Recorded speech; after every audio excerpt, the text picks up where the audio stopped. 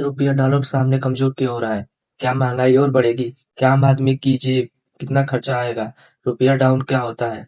ये जाने पहले $1 ₹80 का था और अब ₹86 का हो गया है। मतलब भारत को बाहर से सामान खरीदने के लिए अब ₹6 अधिक देने पड़ेंगे, यानी $6 अधिक देने पड़ेंगे। इसलिए सामान कम मिलेगा या तो पैसा अधिक देना पड़ेगा। इसीलिए डॉलर मजबूत हो रहा है और भारत के सामने ऐसी समस्या उत्पन्न हो गई है। अब जानिए रुपया कमजोर क्यों होता है?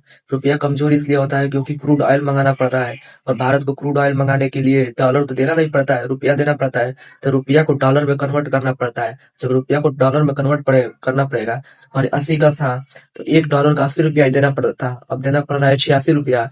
इसलिए रुपया कमजोर हो रहा है और महंगाई बढ़ रही है। महंगाई बढ़ने की वजह से भी रुपया कमजोर हो रहा है। ये डॉलर का स्ट्रांग होना देखिए, ऐसे ही अमेरिका सबसे शक्तिशाली देशों में आता है, उसके सामने भारत का रुपया जितने नीचे गिरेगा उतने डॉलर मजबूत हो गए। अभी 86 है, 96 हो जाएगा, 100 हो जाएगा। इससे रुपया और ज्यादा कमजोर होगा और सामान जो मंगाते हैं हम लोग बाहर से, उसके ऊपर और ज्यादा असर पड़ेगा। इसलिए सैलरी का सेम होना, जितना सैलरी सेम रहेगी, डॉलर बढ़ जाएगा, महंगाई बढ़ेगी और सैलरी सेम रहेगी, इसका भी असर पड़ेगा।